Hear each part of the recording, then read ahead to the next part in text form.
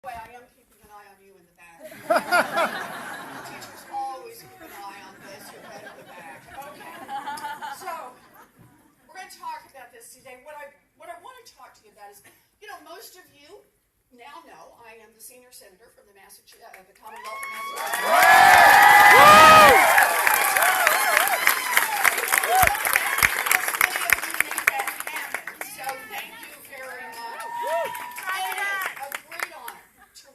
The people of the Commonwealth of Massachusetts down in Washington. Go down to Washington, believe me, it is a great honor to be from Massachusetts.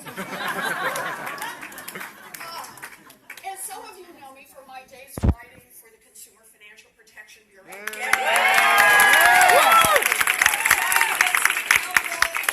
Street bailout, that was another one. Some of you know that I used to teach at a school in the other part of the state. But that hasn't always been my life. Growing up was pretty different for me. My parents worked really hard. My dad sold carpeting and fencing. He ended up as a maintenance man. My mom raised 4 kids. That's my mom with my 3 brothers. I'm the short cool one. You're born with style or you're not. Dude. I wish I could get a better picture of that. But we were always hanging on to our place in the middle class pretty much by our fingernails. Things got pretty bad when I was in junior high. My brothers were all off in the military by then, and my daddy had a heart attack, and we lost our car. The medical bills piled up. We were so close to losing our house that you could feel the foundation shake. We were flat out of options when my mother, who was 50 years old, took her first job. She went to Sears to answer phones, a minimum wage job so that she could make the mortgage payments. She is the tall one in the plaid dress there. She is also the one who saved our home and saved our family. But it was really, really hard, and we came really, really close to complete disaster. And for a lot of families, this story does not end well. For a lot of families, no matter how hard they work, no matter how many coupons they cut, no matter how hard they try to save, there is never enough to make ends meet. And for some families, African American families, Latino families, the system has been rigged for decades. So there never will be enough to make ends meet. And none of this will get any better unless we make some fundamental changes in this country.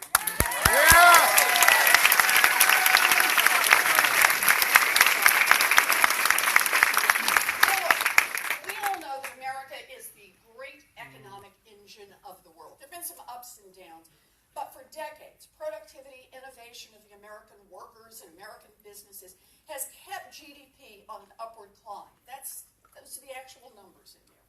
Many corporations today are recording record profits. The stock market is booming.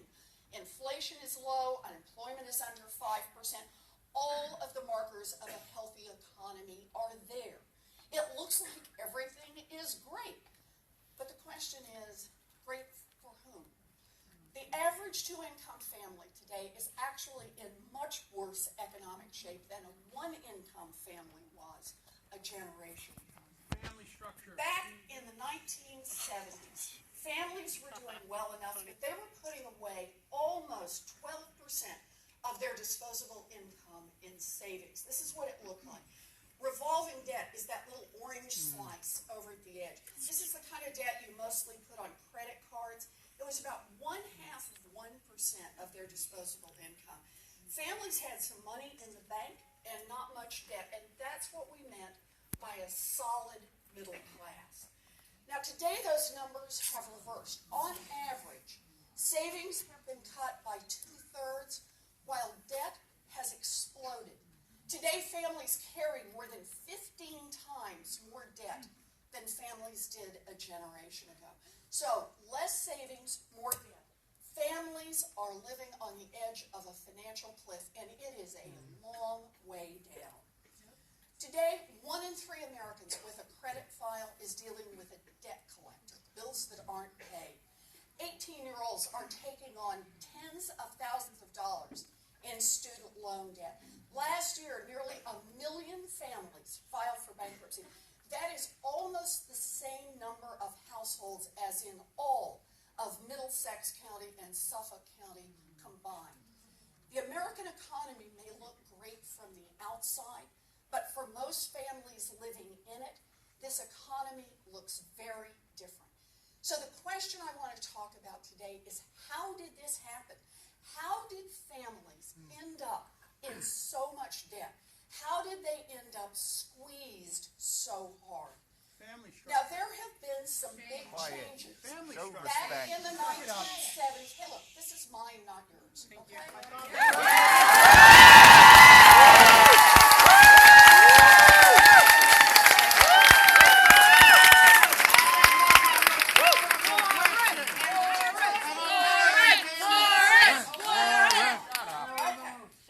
So the answer is, there have been some big changes. Back in the 1970s, for example, less than half of women with children were working outside the home. Today, that white male privilege. Come on, God, enough. You want to rent a home? Go rent a home. Woo! Okay, we got your Trump T-shirt. We got the whole deal. Let's do this. Okay? Thank you Today, so that much, number right? is about above 70%. Now, that hasn't quite doubled what families are earning, but it certainly means that on average, families have more income. That's the first part I want you to see. There's been a change. So we are bringing in more income to the median family in the United States. That should be the good news economically. If we're earning more, then why is there so much debt? The easy explanation is, let's just blame ourselves, that it's about fancy cars and new iPhones and eating out too much. Most people assume that Americans' debt problems come from wasteful spending. But here's the thing, it's just not true. So let's take a look at the data. In fact, over the last 30 years or so, families have actually cut a lot of their spending. So when you do the adjustment for inflation, the average family is spending less on food, and that includes eating out. They're spending less on clothing, less on furniture, less on appliances than they did a generation ago. And the numbers on this are just pretty conclusive on how families are spending their money. You know, your Aunt Edna may be shaking her finger at young families today, but the data show that most American families are not hooping off their money. So what has happened? They've watched their nickels, but boy, have they been slammed by the big stuff. The big fixed expenses are staggering. Families spend 57% more on their homes. Remember, this is all inflation adjusted. 104% more on health insurance. College, even at a state school, is through the roof. A kid today will pay tuition and fees nearly 3 times higher than in the 1970s. Now, with more parents of small children headed off to work long hours, the cost of childcare, enough to rock anyone. It is no wonder that American families have blown through any savings and are taking on debt.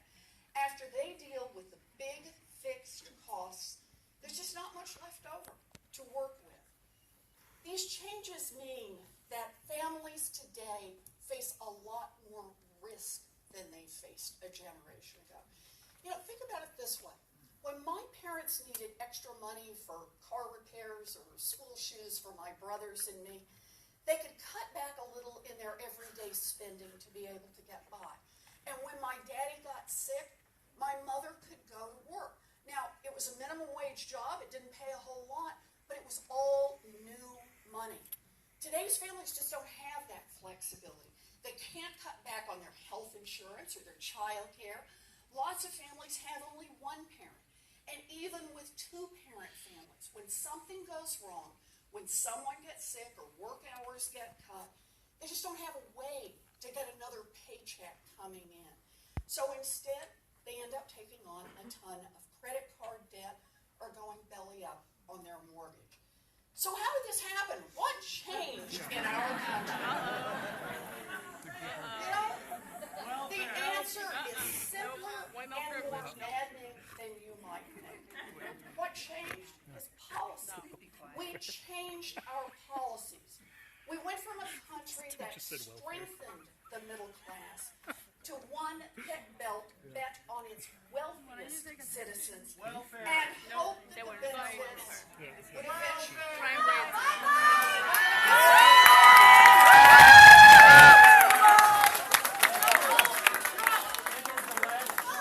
Nation's evolving. Get used to it. Eat up the rest of your brain cells.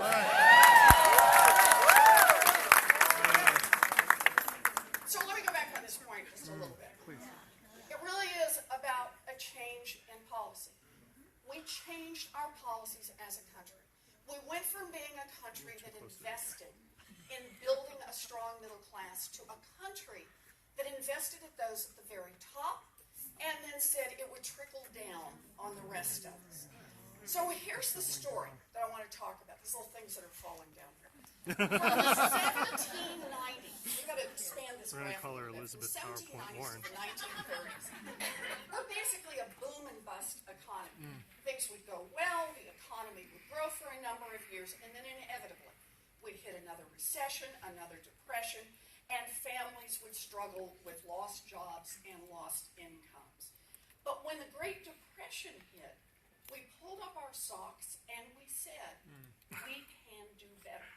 We passed laws that made us all safer. So, what did we do? Think about this. In the 1930s, we said, wait a minute. We don't have to be this boom and bust economy. First, we said we're going to regulate the big banks. Glass-Steagall, FDIC Insurance, the SEC, all helped make sure this crisis would not hit us again. And then second, we invested in ourselves. We invested in our people. We invested in education with programs like the GI Bill and NDEA loans, world-class universities. We built up our infrastructure. We created the National Highway System. We built ambitious research like DARPA and even the space shot, which I think shot off there. Yeah, it was really cool. We're working on the science. We built Social Security and we built Medicare because we said that we would pitch in together to make sure that after a lifetime of hard work, people could retire with dignity. We strengthened the right to join a union so that workers could share in the wealth that they produced. Now,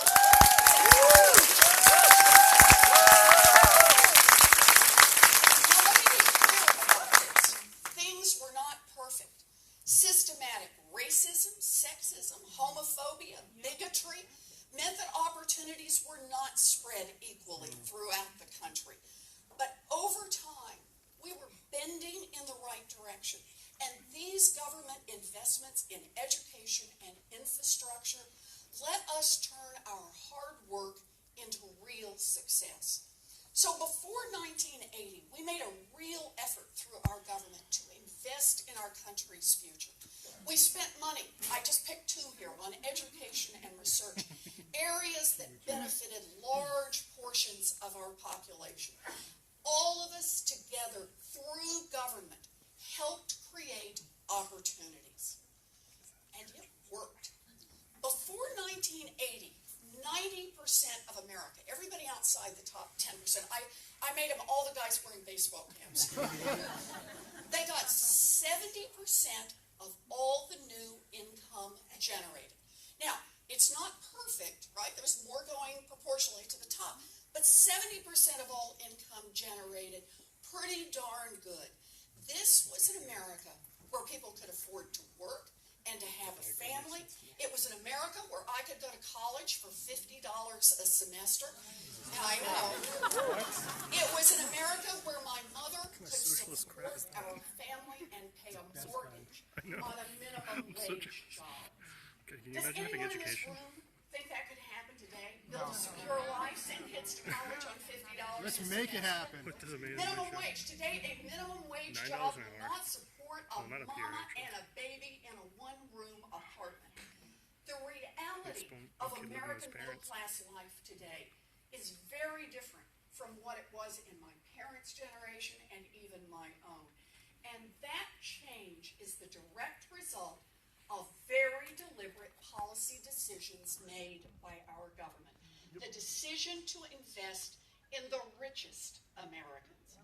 Part one of trickle down was to rewrite the tax laws.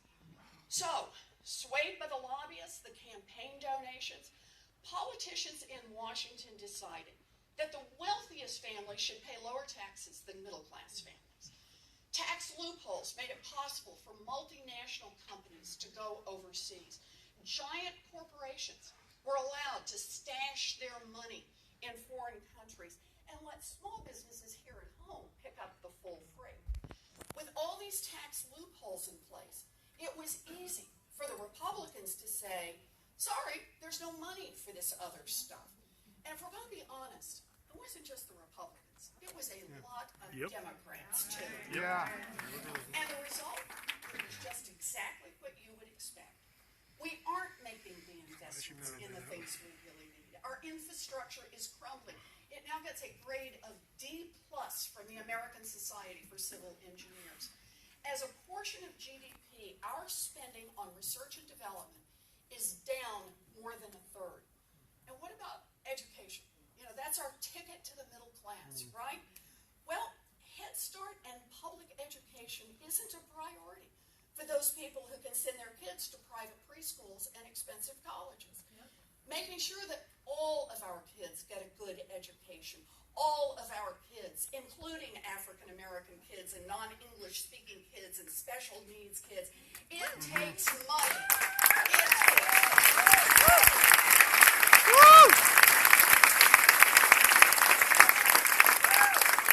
And the same is true in higher ed, where the costs in education are going up, but government support at state schools is now down more than 20%. After years of underfunding higher ed, it's no surprise that student loan debt is now exploding. Now, the second big trickle-down change was to fire the cops. Not the cops on Main Street, the cops on Wall Street. It was called deregulation, but what it really meant was that a lot of powerful corporations could do what they wanted and nobody would stop them. Laws to create banking, keep banking separate from investing were repealed. The SEC was neutered. And without a cop on the beat, Wall Street got even more greedy and more reckless. They built models based on cheating people, cheating them on mortgages, on credit cards, on payday loans. They loaded up on risks and put the entire economy in danger. And we know exactly how this turned out. The 2008 crash was the biggest since the Great Depression. Now, all of these changes were really terrible for working families. But there was one more that cemented the problems. The system itself was corrupted to serve the wealthy and the powerful. Today, most politicians are not working for the average American family. They are working for the donors who support their campaigns. They are serving the lobbyists who roam the halls of the U.S. Capitol. Billions of dollars flow into the pockets of American politicians who tilt the laws in favor of continuing their support for the wealthy. And it's not just about campaign contributions. It is about so much more. The number I actually picked up here is about lobbying. No one has the exact numbers from the early 1980s, but it is estimated that politically active organizations spent about $200 million a year just on the part we can measure, the direct lobbying of Congress. That is a lot of money. But by 2002, that number had skyrocketed to $1.8 billion. And are you ready? No. By 2012, really? it had reached $3.3 billion. Adjusted for inflation, that is 7 times more money than was being spent 30 years ago.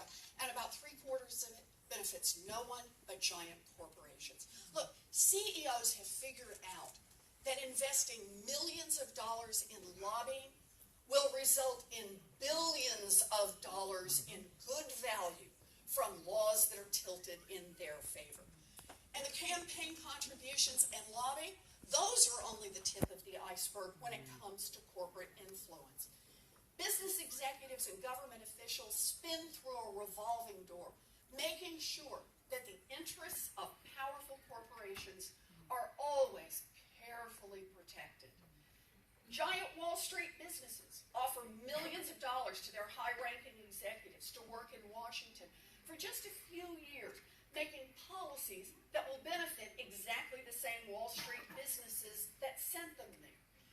And corporations and trade groups fund study after study that just so happen to find the special rule, support the exception that the industry is looking for. And that is why, despite tons of evidence showing that these policies are terrible for working families, nothing changes. Remember the number, because this is the one that says it all. Remember the number that showed from 1935 to 1980? Remember this number? As total income increased across the country, that the 90%, everybody outside the top 10%, got 70% of all the new income generated. Remember that? Those days are gone. From 1980 to 2016, total income in this country kept growing. Remember the first slide on GDP? Kept right on growing. But now it is divided very differently. Since 1980, the share of new income that went to the 90% is almost zero. Nothing. Not even 1%. So is it 1/10 of 1%? Yeah. That's how I felt when I looked at these numbers. Right then, and some bad words with it. If you look at Wouldn't be the top market 1/10 income, of the income that individuals earn before taxes or before transfers like Social Security, the top 10% has taken nearly all of the new income since 1980. And for African American families, dragged down by more than a century of racism, the wealth gap between black families and white families actually got worse under trickle-down. And I'll give you just one stat. There's a lot that we could look at here, but I'll give you one. From 1984 to 2009, because we've got good numbers on this, the wealth gap between black families and white families tripled. Tripled. The economy is growing, but it is really only growing for those at the very top. Everyone else is just left behind. And here's what makes the story really scary. A government that just works for those at the top is a government that can't address other problems, some of the biggest problems we're facing. Look, the world is heating up, and climate change could destroy much of our lands and our oceans. But so long as big oil and big coal are calling the shots in Washington, there won't be any changes. Trade deals force U.S. workers to compete head-on with imprisoned workers and with child labor in Guatemala and Jordan. But so long as multinational corporations call the shots in trade negotiations, that won't change. And a tech boom is leaving millions of people scrambling to put together enough work to support themselves. But so long as Washington lobbyists keep the Labor Department at bay, people will work harder and harder and have less and less. We face big problems, really big problems in this country, but the biggest problem we face is political. Deliberate government policies that once favored working people now favor a privileged class, the billionaires and the giant multinational corporations. But there is actually good news in this story. Yes. I will not take you here and leave you. It's going to be at the end. That's right. There we go. You leave it for the If summer. the government has been taken over by the rich and the powerful, the rest of us can take it back again.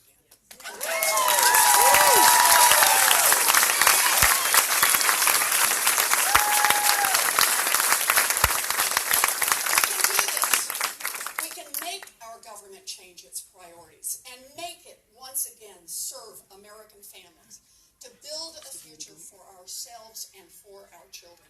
The very last thing we should be doing as a country is making more cuts, creating more loopholes, or taking more cops off the Wall Street beat. We need to be making regulations that create a level playing field between the big guys and the little guys. And we need to enforce the law for everyone. You know, a kid who gets caught with a few ounces of drugs can be looking at jail time.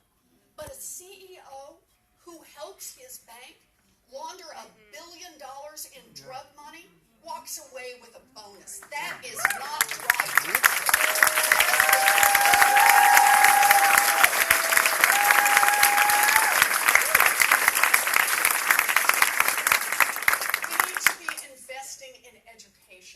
From preschool to college, to build opportunities for our kids. We need to be investing in clean energy infrastructure to help create new technology, new jobs, a healthier planet. We need to be investing in medical and scientific research because curing cancer, Alzheimer's, and Parkinson's brings down the long-term cost of healthcare and it protects the people we love. So the question is this realistic? Come on, girl. Is this realistic? Could we make any of these investments and not go broke? If we tried, would we just bankrupt ourselves? I don't think so. And here is why. There are lots of examples I could give you, but I'm going to give you just one example why I think we can do this. If we got rid of the tax loophole that allows corporations to write off obscene multi-million-dollar bonuses for executives as a business expense, that would mean $55 billion in the next 10 years. Why don't you think about what you can do with $55 billion? And keep in mind, this is not the biggest loophole. This is just an example I want to give you. If we close this one loophole, it would be enough to give every single person on Social Security, seniors, veterans, Americans with disabilities, the same percentage raise that CEOs got last year. That'd be a good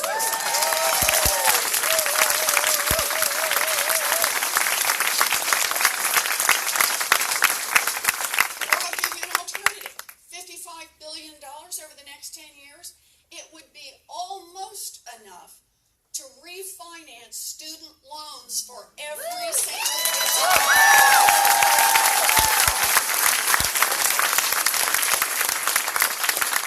It would be enough to replace every single water pipe in Flint, Michigan, and 67 other cities.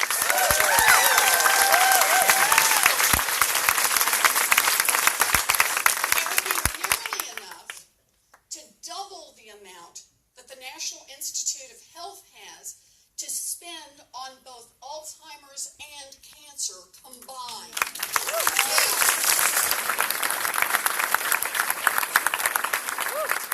So that's one example. That's what we would get from closing one loophole. Think about that if we multiplied it times about 20 other giant loopholes.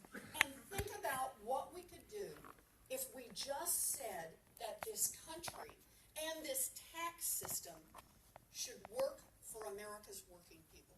Think about it.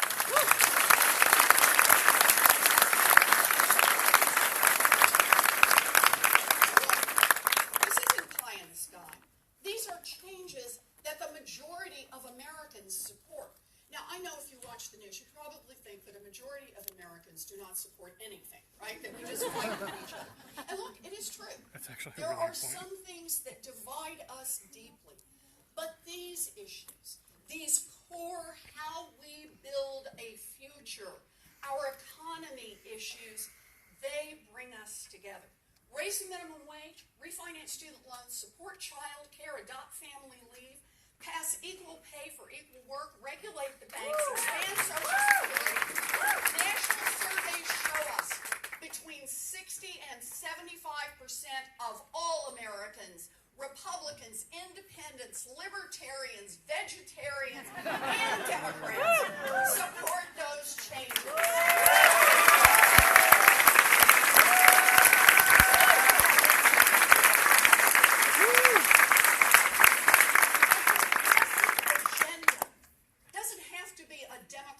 Agenda or a Republican agenda. It is is an American agenda.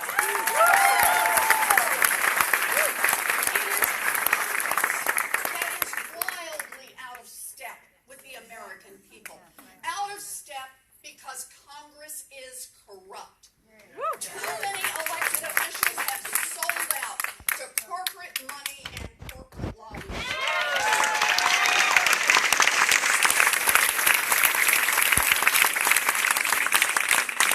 Think about it this way. The next time you hear somebody say, oh, there's just gridlock in Washington, keep in mind, gridlock's working for somebody. Right? Think about it. Special interests have invested millions and millions of dollars just to keep things the way they are. Don't close loopholes. Don't hold Wall Street accountable. Don't shut down the dirtiest coal plants in the country. Those lobbyists and those PR machines have done an incredible job of convincing most Americans that the situation we're in today is hopeless and inevitable. There is nothing you can do to make a difference. But we can make a difference. They might have money and power, but we got our voices and we got our votes. The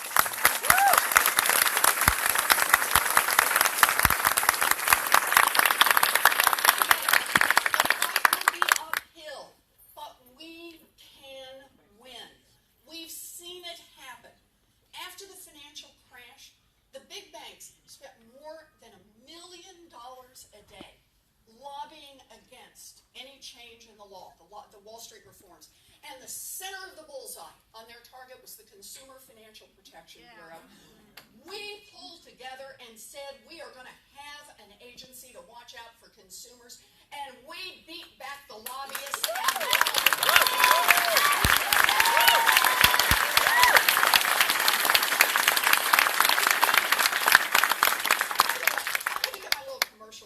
For the CFPB. It's been up and running about 4 years now. It has already forced the biggest financial institutions in this country to return more than $11 billion directly to people they cheated.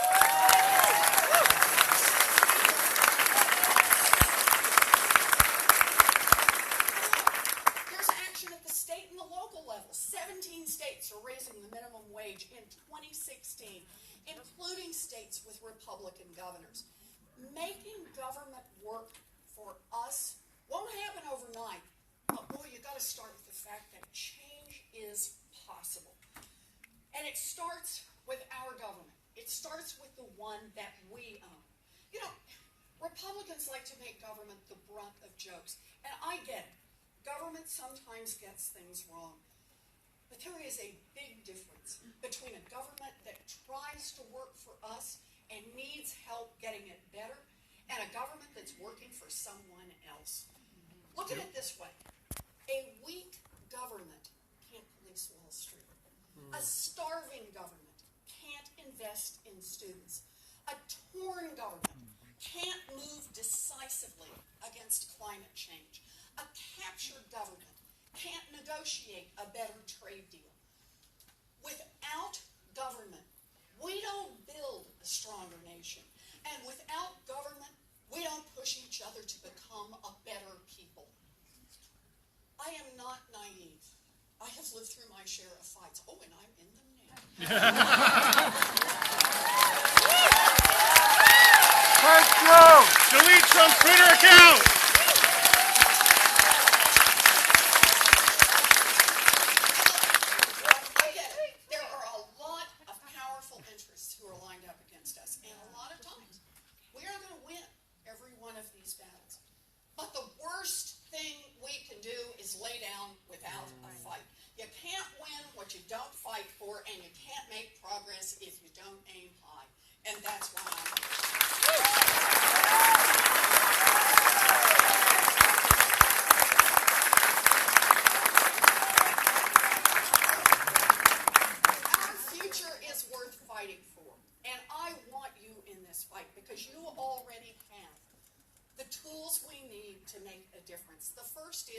Raise your voice. If you say things that are broken, tell people. Call your elected officials and give them an earful. They're right down here. Tell your friends and your family to do the same. You know, I believe this because I think change starts when we engage. Change starts when you take the trouble to tell your skeptical Republican uncle or your sister who thinks she's so smart that they should care about the prospects of America's families and tell them about the role that government plays in this. That's one. The second is raise your hand. Volunteer. Volunteer for change, whether it's to get someone elected, to get a law passed, to join with others, to persuade Congress to do something.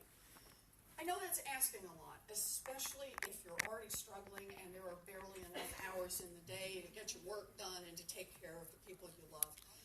But democracy will not survive on its own. It needs people to participate. And one more really important thing. Raise your voice, you raise your hand, volunteer, and the third one, raise questions before you ever vote again. Do not let the people who represent you skate by without taking a stand on who they plan to work for. So I put together 4 questions that you can ask. 4 questions that everyone, regardless of political party, should be forced to answer. First, will you fight to overturn Citizens United and reduce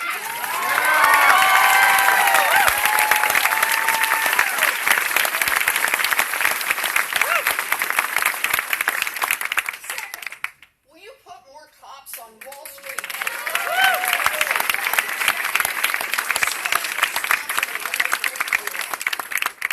Third, will you commit to raise more tax revenue from the top?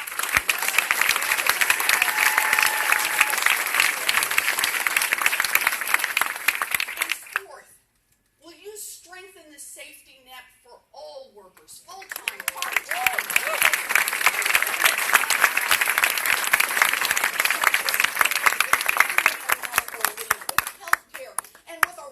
Chance to join a union.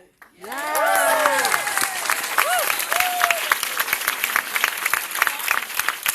There's more to do. There are more questions to ask, but these 4 questions start with how we take our government back and making a commitment to invest in the future that works, not just for the wealthy few, but that works for all of our people. It's not going to be easy. In fact, it's going to be pretty hard. You know, when I was a young mom, I used to dye my hair brown. It was just a choice. When I was a young mom and on my own, there were times I actually thought I wasn't going to make it. I really did. But I got really lucky. My Aunt Bee came, she moved in, 7 suitcases and a Pekingese. And she helped with the kids. And the second time around, I married the right guy.